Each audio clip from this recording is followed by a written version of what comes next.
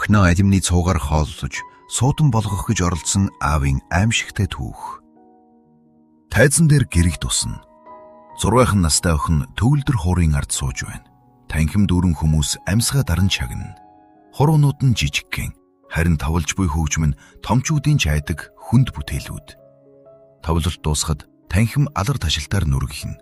Хүмүүс жижигхэн гайхамшиг зөвлөгтийн шин суутан гэж шивнийхтэн.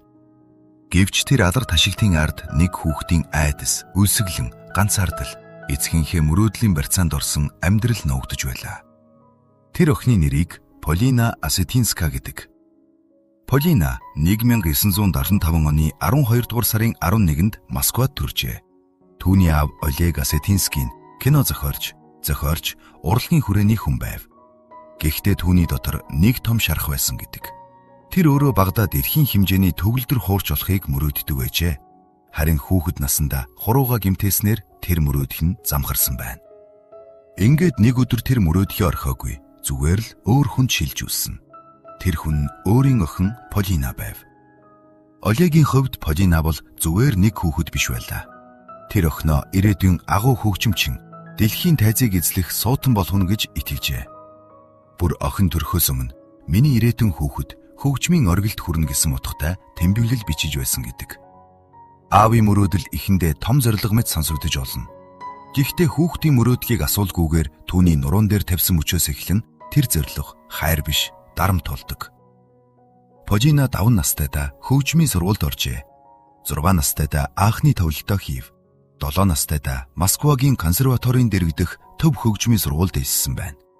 8 настайдаа найрах хөгжимтэй хамтран тоглож эхэлжээ. Даднасаа бол энэ бол гайхамшиг байлаа. Сонинууд түүнээр бахархан, танхимууд дүүрнэ. Томчууд түүнийг хараад энэ хүүхэд ер бусын юм гэж шагширна. Гэвч гэртээ ирэхэд тэр гайхамшиг биш болдог байв. Гэртээ Полина бол амрах хэрэггүй, алдах хэрэггүй, өлсгөө хэлэх хэрэггүй хүүхэд байлаа. Олег Осетинский хөгжмийн мэргэжлийн багш биш байсан. Гэвч тэр өөрийн боловсруулсан дубл стресс буюу давхар стрессийн арга гэх зүйлд итгэдэг байжээ. Түүний логикоор бол хүн айдас, дарамт, тасралтгүй шахалтын дорол тархины нууц нөөцөө ашигладаг. Тиймээс хүүхдийг сул тавьж болохгүй, амрааж болохгүй, тайвшруулж болохгүй. Полинагийн өдөр төгөлдөр хуураар эхэлж, төгөлдөр хуураар дуустдаг байв. Алдаа гарвал шийтгэл ирнэ. Ядарвал залхуурал хийж үзнэ. Өлсвөл тэсвэр дутлаа гэж буруутгана. Хүүхдийн нулимс хүртэл суутан болох замын саад мэд тооцолддог байжээ. Аав нь түүний бараг бүх хичээл бэлтгэлийг хяндаг байв. Хөгжмийн багш нарын арга таалагдахгүй бол сольчихно. Эцэст нь тэр охиноо өөрөөс нь илүү хинч зааж чадахгүй гэж итгэжээ. Ингээд Полина зөвхөн хүүхэд наснаасаа биш, бүр энгийн амьдралын жижигхэн эрхүүдээс хүртэл салж эхэлсэн байна. Түүний өглөөний цай заримдаа хүүхдийн хоол гэхээс илүү туршигтын дэглэмшиг байжээ. Усаар шингэлсэн нэг аяга алимны цуу, хідэн ширхэг витамин, 20 ширхэг аскорбины хүчил, өдрийн хоол нь хадсан бэслэг, нэг халбаг зүгийн бал, эсвэл дутуу шарсан мах байх үеч байв. Оройн хоол заримдаа огт байхгүй. Байсан ч нэг аяг тараг, эсвэл талхны жижигхэн зах. Хамгийн аимшигтай нь хооллох хугацаа ердөө 2-3 минут. Хүүхэд хоолоо амталж идэхгүй. Зүгээр л залиад буцаад төгөлдөр хуурын ард сууна. Дадаа хүүхдүүд тоглож байхад Полина нот давтна. Бусад хүүхэд ядарлаа гэж хэлж байхад Полина хэлж чадахгүй. Учир нь түүний ядаргаа хүртэл аавынх нь нүдэнд сул дорой байдал байлаа. Тэр үед зөвлөлт холбоот улсад авьяаслах хүүхэд бол зөвхөн гэр бүлийн бахархал биш, улс орны бахархал мэт харагддаг байв. Жижигхэн охин том бүтээл тоглож байвал хүмүүс гайхамшиг харсан мэт баярлана. Гэхдээ хинч тайзны ард юу болж байгааг асуудаггүй. Полинагийн тоглолтууд улам олон болов. Тэр Вильнюс тоглож, мэргэжлийн хөгжимчд хүртэл гайхширсан гэдэг. Дараа нь найрал хөгжимтэй тайзан дээр гарна. 11 настайдаа Москвагийн консерваторийн их танхимд тоглож, зөвлөлтийн хөгжмийн ертөнцид нэр нь улам тод сонсогдох болов. Гэвч тэр алдар нэр бяцхан охины биед хитрхи хүнд ач явуулжээ. 11 настайдаа Полина тавлгийн дараа биеийн сүлдэж эмгэгт хүргэгдсэн байна. Эмч нар түүнд хоол боловсруулах тогтолцооны 25 архаг өгтөн сэтэрсэн гэж оншилжээ. Полина хожимд орсохдоо эмгэг өөрт нь диваачин шиг санагдсан гэж бичсэн байдаг. Яагаад гэвэл тэнд өдөрт 3 удаа халуун хоол өгдөг байсан.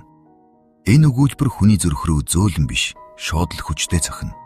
Хүүхэд эмнэлгийг өвдөж очдог газар гэж биш, амарч хоол идэж болох газар гэж мэдэрчээ.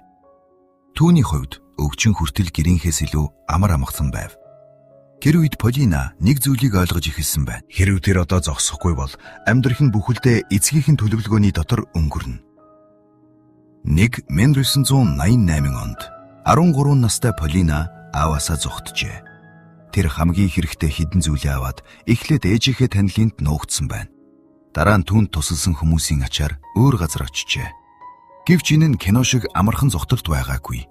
Түүнийг хайсан, даралт ирсэн, айдас тагсан. Хүүхэд хүн эргчлөөрөө алхаж байгаач араас нь өнгөрсөн амьдрах нь татаж чангаасаар байв. Удалгүй Полина телевизийн алдарт 60-100 секунд нэвтрүүлэгт оролцож олон жилийн турш амссан дарамт, хүчрх хилэл, үлсүүлэнгийн тухай ярьжээ. Тэр мөчид зөвлөгтийн олон үзэгч анх удаа тайзны гэрлийн цаадах харанхуйг харсан юм. Хүмүүс хоёр хуваагдав. Зарим нь охиныг өргөдөж хамгаалах ёстой гэж үзв.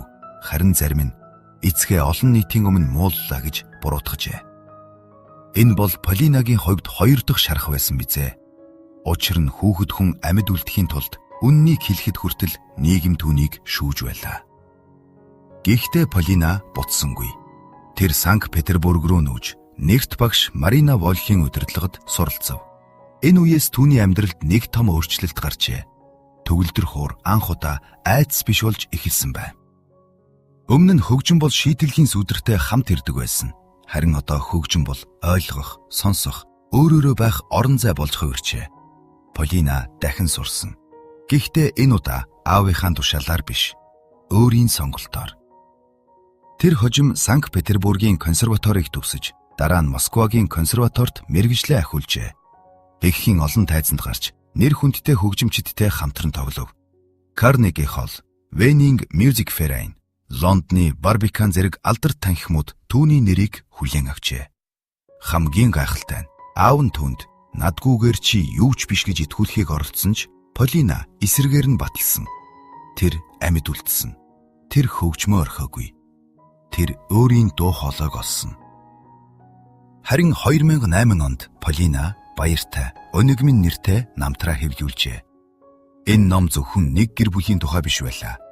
Энэ бол суутан хүүхэд гэх бой үгийн ард, хүүхдийн эрх, эрүүл мэнд, хайр халамж хэрхэн мартагдаж болдгийг харуулсан гэрч мэдүүлэг шиг бүтээл бай. Полина хожим өөрөө ээж болсон. Тэр хүүхдүүддээ хөгжмийг хүчээр тулахгүй гэж шийдсэн. Хүүхэд дуртай зүйлээ хийх ёстой.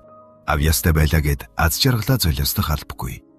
Амжилт гэдэг хүүхдийн нулимсан дээр барьсан тайз байх ёсгүй. Эндээс л энэ түүхийн хамгийн хүчтэй хэсэг ихийдэг. Полина Осетинскагийн амьдрал бидэнд нэг хатуу үннийг сануулна. Хүүхдийг эвдэж байж суутан болгодоггүй. Айдас хүнийг дуулууртай болгож магадгүй. Гэхдээ эрх чөлөөл хүнийг жинхэнэ уран бүтээлч болгодог. Өлсгөлн, дарамт, доромжлол авьяасыг хурцалдаггүй. Харин хүүхдийн доторх гэрлийг унтраах аюултай. Полинагийн хувьд тэр гэрэл унтраагүй. Магадгүй бүдэг ирсэн. Магадгүй олон жил чичирсэн. Гэхдээ унтраагүй. Өнөөдөр түүний хөгжим зөвхөн нотны төвс гүйцэтгэл биш. Түүний хөгжимд айдсаас гарч ирсэн чимээгүй хүч бий. Өрөвдөлтөй хүүхэд насны цаанаас босож ирсэн бахархал бий. Хэн нэгний мөрөөдлийн сүдэрт амьдарч байсан охин эцэст нь өөрийн амьдралын эзэн болсон түүх бий. Тайзан дээр дахин гэрэх тусна. Гэхдээ энэ удаа тэр гэрэл аавынх нь мөрөөдлийг биш, Полинагийн өөрийн эрхчлөөг гэрхтүүлж байна. Алга ташилт сонсогдно. Харин энэ удаа тэр алга ташилт зөвхөн авьяасанд биш, амьд үлдсэн зоригт, өөрийгөө аварсан хүүхдэд.